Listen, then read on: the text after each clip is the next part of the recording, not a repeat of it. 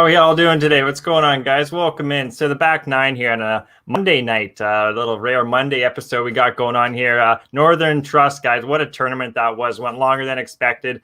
Hurricane decided to come in and cause some havoc on Sunday, but the guys got it done on Monday. Tony Finau, Tony Baloney, how about it, guys? Got his first win in over 5 years, and he looked pretty damn good doing it. I said to a couple of my buddies here on Sunday night, I said, when it's playing that soft, a guy that can throw the ball like Tony Finau, guys, that's exactly what you want. You know, he was just sticking them. His putting on bent grass greens is next to none. He really likes it up here. Canadian Open, CM Open, you name it, any bent grass course he's really thrived on. And he could even have a shot this week, guys. You know, he really likes the style of course. I wouldn't think Tony Finau is going to have an off game. You know, it's 2 days. You only have 2 days rest, guys. Tuesday, Wednesday, and then we're getting right back into it. So thank you so much for tuning in. Like I said, back nine with myself, Mr. Gogster. We're going to have a breakdown on the next upcoming playoff championship here. It's the BMW. It's going to be at Caves Valley down in Maryland. So it's not it's a short trek from New Jersey down to Maryland. So yeah, it's the first time they've played this course too, guys. And I think like 60 years, something like that. This course it's a spectacular course. It's like they said, in the valley, Caves Valley, right? So it's just you got to be accurate. The fairways are for the most part very similar to the Northern Trust.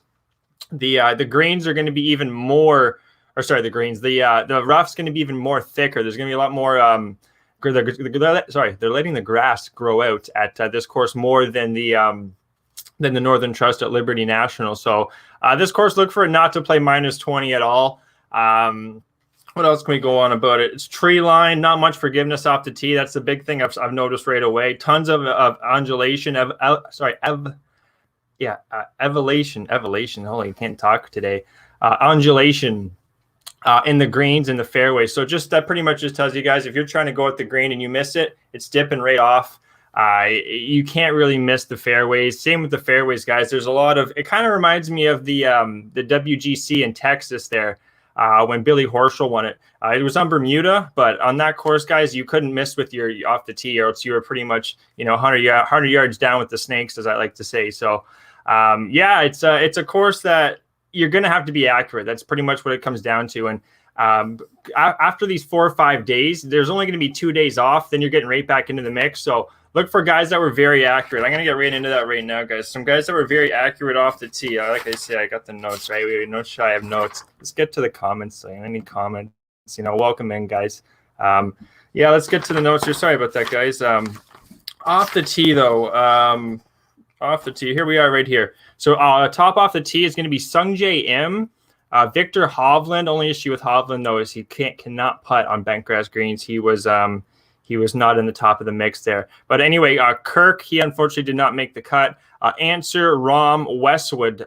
Don't sleep on Lee Westwood right now, guys. I could see him having a nice performance. He was, I believe, cracked the top 20 as well. So Lee Westwood. Tony Finau, again, was top in driving accuracy and also 16th in putting. That's a big those two stats, 1, 2, are pretty much going to be the ones we're looking towards on the Wednesday show as well. We'll have more in-depth detail. And our matchup bets, you guys know how we roll, right? Matchup bets, top 20s, first round leaders, top 10s, outrights, you name it. We're going to have it on the Wednesday show, 3 p.m. Eastern, right here at Pub Sports Radio. So look forward to that, guys. Maverick McNeely, this guy, a young kid, I believe he's like 50th, 60th in the standing. So he's moved on. Top 70 guys get to move on to this track. So we're cutting pretty much half the field, or 25% at least. So what's going on the Hook? Appreciate you tuning in, buddy. It's a loyal listener right there. Shout out to the Hook. We're just going over the top driving accuracy here from the Liberty National. Maverick McNeely, he was top 10, and he was also 17th in putting. So he's probably going to have we're going to have a stronger look on this guy come Wednesday. Aaron Wise was 9th, and Paul Casey rounded up the top accuracy. Issue with Paul Casey, guys, he was dead last in putting on bent grass greens. Sorry, guys, a little bit of stutter going on, a lot of coffee, and anyways, let's keep rocking. Casey was not too good with his putter. He was last in the field. Henley, Berger, Swafford, DeChambeau, and Scheffler also were the bottom 6 in putting. So I don't like it if you're not putting well on these bent grass greens at Liberty National. It's not getting any easier at the BMW here at Caves Valley. Caves Valley have longer greens, very similar though. They're bent grass, but from what I've seen in the the detailed notes, they're saying they're even faster. They're going to be quicker depending on the weather.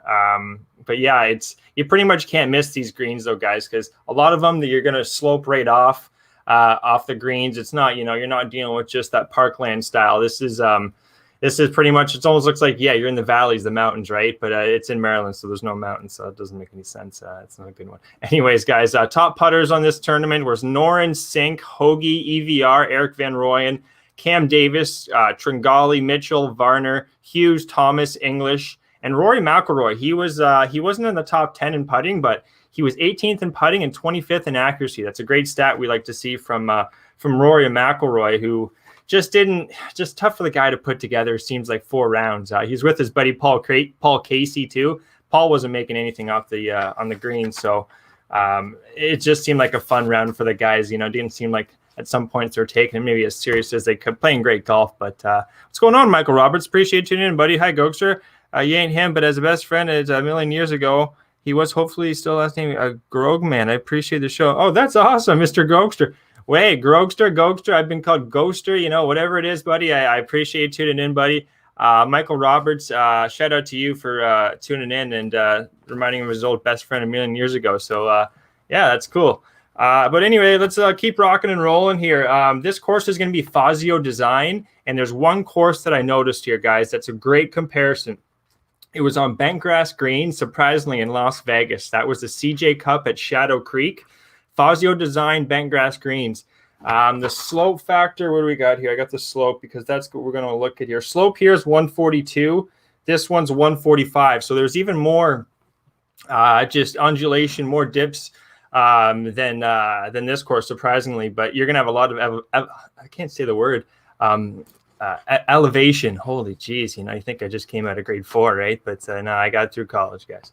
But yeah, this course is par 72, 7,300 yards, Tom Fazio design. And yeah, the CJ Cup, guys, 7,500 yards. It's just a great comparison to this course. And the players that fared the best, that gained the most strokes at this course is going to be Tyrell Hatton. We had Hatton, guys, last week. We took him off for Connors, and Connors made top 20, almost won the damn thing. And look at Hatton, didn't even make the cut. Hatton, actually, you know what? He didn't even make the top 70, so we shouldn't even be talking about him because he doesn't deserve to go on. He didn't make the cut there. So Hatton was one of the good looks. Had plus 2.72 strokes gained at the Shadow Creek. Cameron Smith's number 2. Justin Thomas is number 3. Ryan Palmer just made the cut. Look out for Ryan Palmer. He seems to really like this track. Well, not this track, but the closest to this one here at Owings Mills in Maryland. That's going to be the Cavis Valley. Cavis Valley. It's quite a new course. Probably old news. Let's move forward. But Spieth really unimpressed after. What Spieth did there. Let's. You want me to get to that right now? I will do it right now, my friend. Just very disappointed in what Spieth had to do there. He was 62 on Friday, I believe it was, and then just over par in each and every other round. His short game just went to the shitter there. Sorry, my French, Michael, but he wasn't chipping like he normally does. His putts seemed like he was rushing it on Monday. I was watching the round 4 today, Mike, and seemed like he was just moving way too quick. Yeah, he had that triple, two triples, I believe, just 2 triple bogeys on a course like this when guys were going minus 20, and he was in the mix too. It's very disappointing to see, but don't count Spieth out. I'm going to do a little more research into him. I don't like how he's got 2 days of rest and he's going to go right back to it. He was on a heater. Tune in Wednesday there, Mike. We'll have more about Jordan Spieth and if we're going to be betting on him, against him, or just wait and see and maybe have more of a better look on him on our Friday show. So, buddy, that's Jordan Spieth for you. That pretty much goes over, though. A couple more here. Matsuyama is a great comparison to this course from Shadow Creek. Neiman is another one you're going to want to look at. Harmon and Leishman. That rounds out the top players, and the Fazio design at Shadow Creek, the same one you're going to see here at Caves Valley. So one more, Twin Cities. That was also, it's not going to be a Fazio design, guys. It's a Palmer, but it is on bent grass. That's going to be Wolf, Finau, Tringali, and then Jack's tournament there at the Memorial. Another one similar, a little bit of I can't say the word, but a lot of dips and dives. I don't know why I can't say it right now, guys. You know, hopefully Slaughter doesn't kick me off the show because I can't say elevation. But anyways, we got it out there. A lot of elevation here at Murfield, surprisingly. Cantlay, Reed, Alexander, Rory, DeChambeau, Finau, Spieth, and Streelman all succeeded at the bent grass at the Memorial. So those are some guys we can be looking at. A little more about the course. What can we say? The breakdown. Let's break down the holes, guys, because that's going to give you a good idea of what you want to look at when you're doing your research here. There's going to be 4 par 4s over 450 yards, and they all top the top 10 in handicap. So whenever you see a handicap on a scorecard, guys, number 1 just tells you it's the toughest hole on the course. Number 18 lets you know you should be scoring pretty damn well on that hole. So the toughest hole here is going to be the number 6, which is going to be over 450 yards. I believe it's 489. Number 2 is number 17. And then number 3 is going to be number 9 here, which is also, what do we have, number 9? Also a par 4. So a lot of the par 4s are going to be playing tough, especially the longer ones. There's 3 under 400 yards, so they're going to be quite gettable. But like we're saying, guys, there's a lot of slopes. It's sloping right off the fairways, right off the greens. You could be in the valleys and dropping for 3. So there is also some water more in the back 9. It's going to be surprisingly a back 9 start too, from what I'm researching, guys. So they're actually going to be going off from 10 to 18 and then 1 to 9. We'll have more confirmation on that for Wednesday's show, but from what my first looks are, they're going off in the back 9, surprisingly, which is weird. Apparently, it helps the hospitality and the fans for them to go off on 10 to 18. So, yeah, like I said, last time they played here was way back in like 1961. They played a lot of senior opens here in 2002.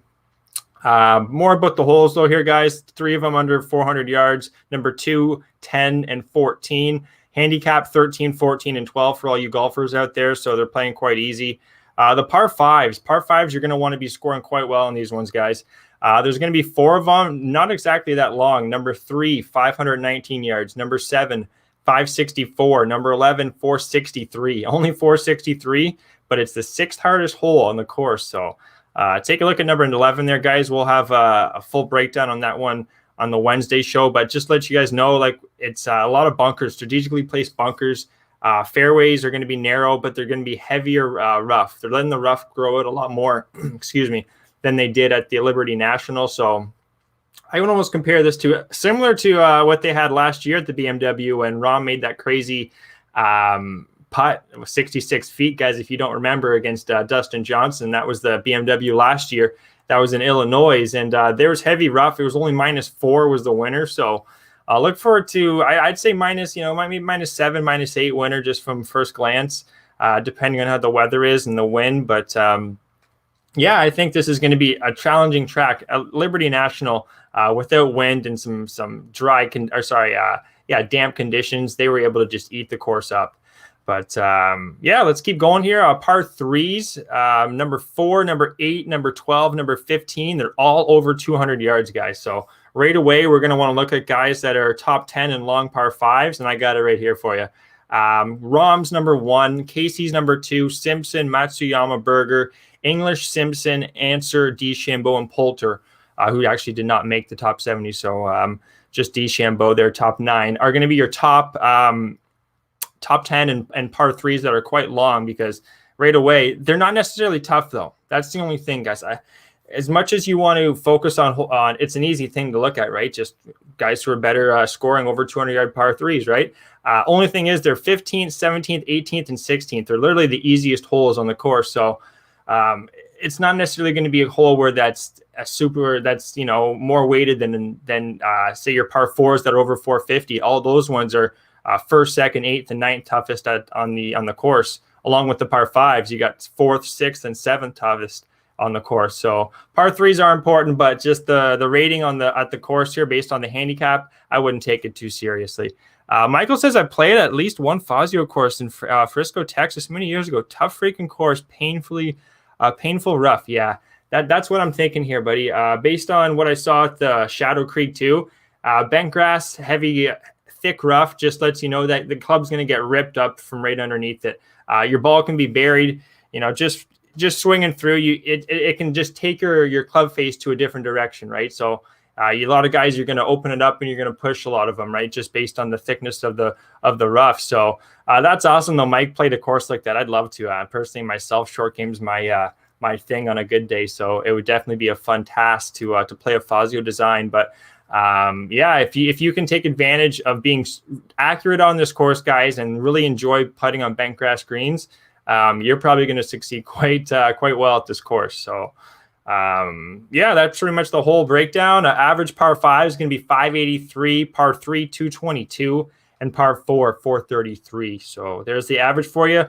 72 hole record is Keegan Bradley. I think he played this it must have been it wasn't a PGA event. He's from the area, he's from New York, not too far away. So he had the 72 hole record in 2018. Past champions of the BMW, guys. We already talked about John Rahm defeating Dustin Johnson at -4 at Olympia Fields. 2019, it was Thomas that defeated Cantlay by 3 strokes at -25. If you guys remember that one at Medina. That was also bent grass at Illinois. So another course you could also take a look at and come with some questions on our Wednesday show. I'll have some information on our Medina course as well. Keegan Bradley also defeated Rose in a playoff at Pennsylvania on bent grass. So Keegan Bradley is another guy that's coming up a couple times. He had a good, I think he was top 20 at this track as well. So look out for Keegan Bradley. He seems to be playing some good golf. He's already had I don't believe he actually had a win. He was so close to going wire to wire, but he didn't get that W. But Keegan Bradley's playing some good golf. He's from this area, likes the bent grass greens. Keegan Bradley definitely stands out. What else do I got here we didn't go over? Top 70 golfers in the field are going to be moving on. So don't be looking at any golfers, guys, that aren't going to be in the top 70 and better for the FedEx standings. Look for the projected standings as well. Those are the updated ones. You want to see the one with our leader there, Tony Finau at the top, not Morikawa. Just to keep that in mind. What else we got here? One more thing, par 5s, because they're super difficult here, they're going to be playing very tough. I think you guys want to know who plays the best here at these difficult par 5s, and I got them right here for you. John Rahm, Xander, Spieth, Louis, Matsuyama. Matsuyama's came up a couple times. Morikawa, Casey, DeChambeau, Scheffler, and Hovland. Right away, I'm going to be like DeChambeau, guys. He's not putting well on these bent grass greens. Either is Scheffler, Hovland, and Casey. So there's 4 guys you can almost take right out of there. Xander's coming up a couple times here, had a 62, -9 on Friday as well, stayed in the mix. Xander Schauffele just won not too long ago. Louis Oosthuizen, who's coming off some rest. Look out for Louis, as well as Patrick Reed, coming off an ankle injury, I believe. His great short game could be a guy we're looking at come Wednesday show. So look forward to that. Any more questions you guys got about this course? Feel free to throw them in here. Any golfers you want to talk about? I'll give you guys the 3 big stats we're going to be looking at for this course. 1 is going to be driving accuracy. 2 is going to be driving distance. 3 is going to be putting, in my opinion. If you can take advantage of missing these bunkers, or at least throwing the ball over these strategically placed bunkers by Fazio, you're going to have a good advantage. Even though DeChambeau, guys, too, I know I've been harping on DeChambeau, even though he didn't putt too well bent grass this week, historically he has putt very well here. Up north. He won the 3M Open last year, so could be an outlier there on DeChambeau this week. If he can take advantage of his driver, keep it straight, and just be much deeper than these other guys past these bunkers and not put himself in situations. That's the question with DeChambeau, though, guys. On Thursday, if you remember, he had 2 pars, only 2 pars, and he still shot even somehow. It's quite a roller coaster. If you ever watch this guy play golf, if you have a chance to, I'd go and do it. Grab a couple beers and just enjoy this guy. Bring a helmet because he might go left or right. Guys, that's pretty much all I got for you. We're gonna be looking at accuracy, driving distance, putting. Some guys I think that have a really good shot. Keegan Bradley. I wouldn't take out Tony Finau as well. Patrick Cantlay. Ryan Palmer is a long shot. That's gonna be someone I think has a good shot here. Hideki Matsuyama. Tringali had a solid tournament. Another guy I usually have, but I didn't there. Reed is in the hospital.